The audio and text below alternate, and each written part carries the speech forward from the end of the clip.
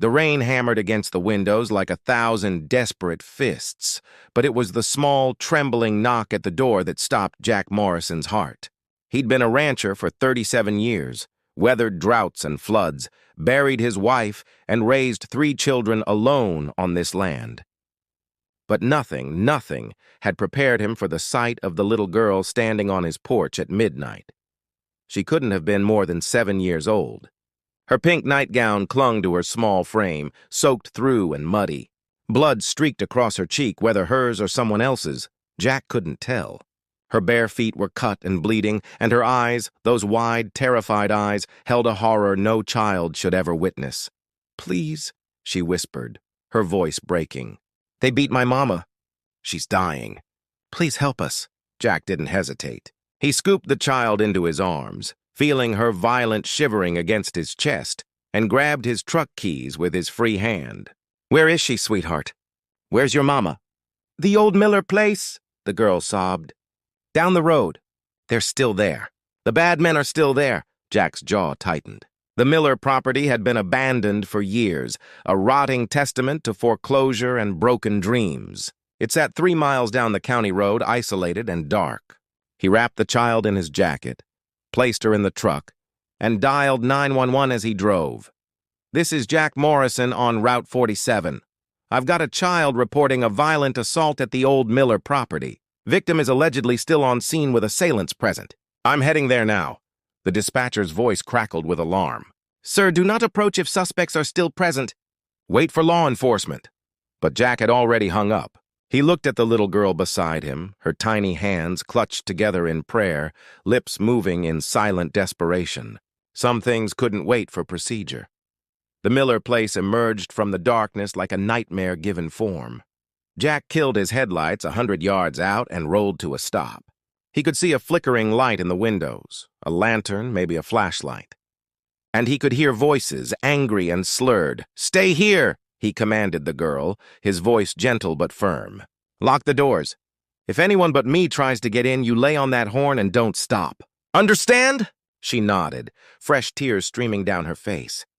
"Please save my mama." Jack reached behind his seat and pulled out the Winchester rifle his father had given him. He'd used it to defend his cattle from coyotes and put down suffering animals. Tonight it might serve a darker purpose. He approached the house from the side, his boots silent in the mud. Through a broken window, he could see them, 3 men, drunk or high, circling something on the floor.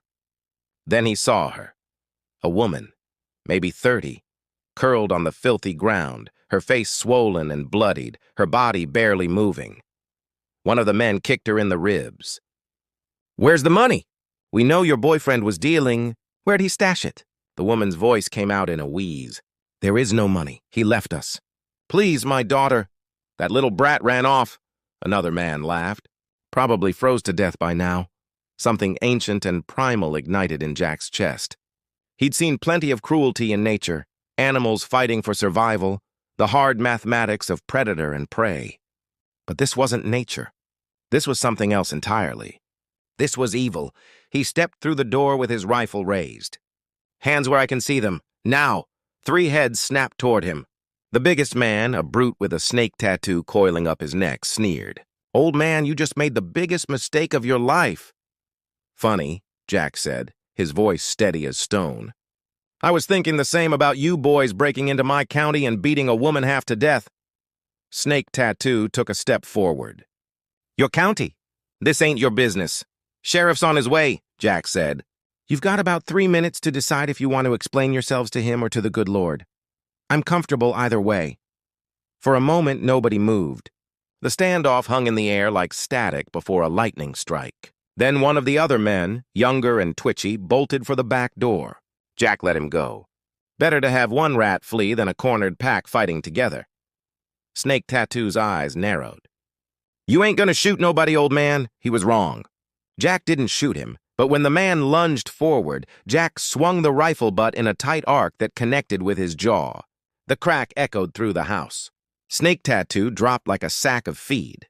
The third man raised his hands immediately. I'm done!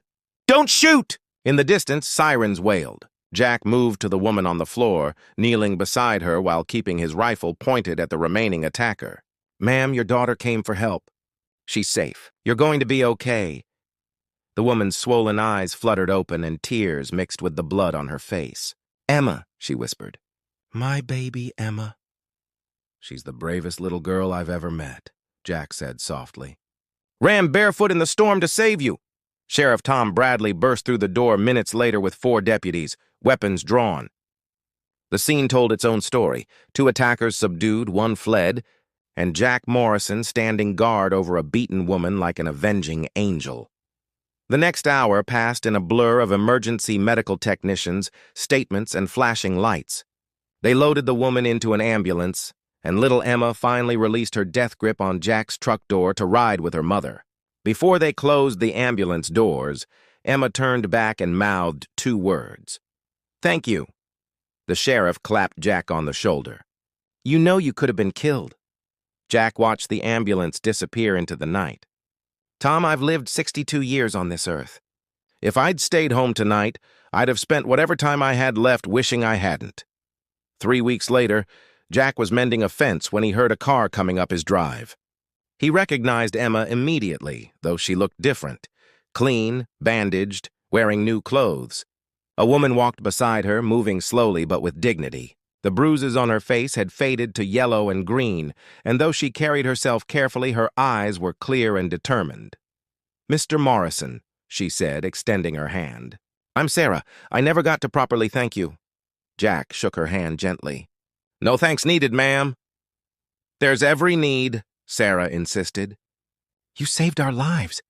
"Emma told me everything. How you drove into danger, how you stood up to those men. They arrested the 3rd one yesterday, by the way. He's talking, trying to cut a deal." Emma stepped forward and held out a piece of paper, folded carefully.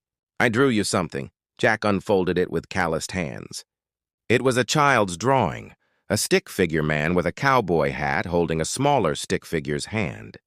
Above them, Emma had written in careful letters, "My hero." Jack's throat tightened. He crouched down to Emma's level. "You're the real hero, sweetheart. You ran through the storm to save your mama." "That took more courage than anything I did." Sarah's voice broke slightly. "We're starting over. New town, new life. But we wanted to see you first to tell you that you didn't just save us that night. You showed Emma that there are still good people in the world. After everything she's been through, that might be the most important gift of all."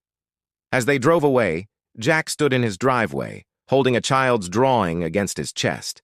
The land stretched out before him, vast and familiar. He'd worked this earth for decades, built fences and raised cattle, measured his life in seasons and harvests.